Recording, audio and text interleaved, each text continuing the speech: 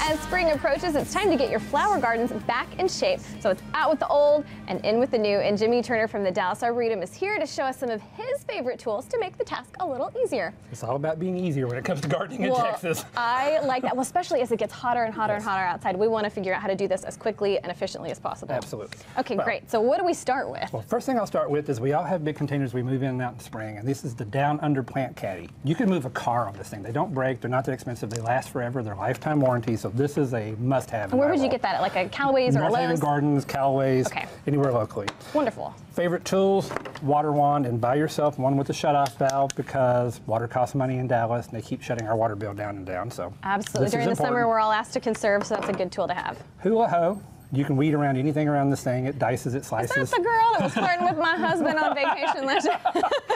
The hula ho. No, she's in the hula ho. All right, so what does the hula ho do? And you take it and you weed like this and just slide it under the ground. So it's actually for anybody, actually if you've got, you know, physical disability, rheumatoid arthritis, something like that, this works really well. Okay, oh nice. That's a good tip. This is for Halloween and when your husband's been bad. I was going to say, that looks frightening. What is that? Burgers. This is called a mattock. This is my favorite gardening tool. If you've ever tried to dig in Dallas with a hand trowel, you know, you like stick it in the ground and you bang the ground with it. Your wrist and your hand. You can swing back with both hands. The problem is just don't have your feet in the way because I've done that. But this one is my favorite gardening tool. You can dig anything up, dig any hole in any soil in Dallas. And this is what all my staff uses to plant all the tulips. Tell me the name of this again? It's called a mattock. M-A-T-T-O-C-K. Okay. This is something from a horror movie, you know, The Hook. Also scary. Yes, I know. This is a cobra head weeder. If you've got the little cracks in your sidewalk or the things in your brick paving, this little guy right here just gets in the best places and you can just pop them off and run away. Very easy. Oh, I need that.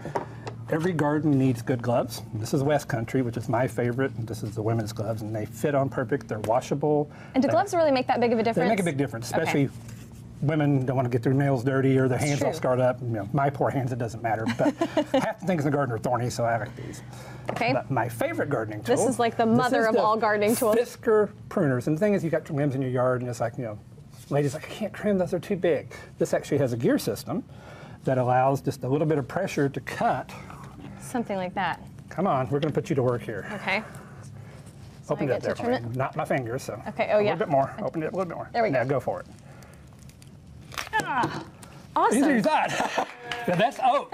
That's the hardest wood to have in the garden. That is really easy. That's awesome. It's really easy. You know, if you're elderly or if you're smaller, you're thin-framed, you don't have the big, you know, brawny muscles. Doesn't matter. This is what I use in my yard. I love that. Expanded shale. If you have clay soil, and if you live in Dallas and you have clay soil, which we all do, it looks like little puffed rocks. It's a one-time amendment. You add it to any garden bed, 3 inches to 2 inches. It makes the soil where you can dig in it easier. The weeds don't. You don't have to take a truck to pull the weeds out. Right. It doesn't. It's not a fertilizer. It doesn't change the soil any, but it just makes it easier to dig in and drain better, which is our 2 biggest problems. All right. We've got about 10 seconds left. These are Dallas blooms. Yes. This is what our garden looks like right now, even though with the lovely 40-degree weather we're having, the 80-mile-an-hour winds. Dallas blooms is happening. Starts Saturday morning, 7 a.m. We're opening earlier now. So. It's a good place to get inspiration for our own gardens. Come out and plagiarize, just like I do.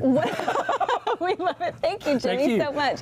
Well, and like you said, the Dallas Arboretum's Dallas Blooms take place March the 2nd through April 7th, and you can check out dallasarboretum.org for all the details.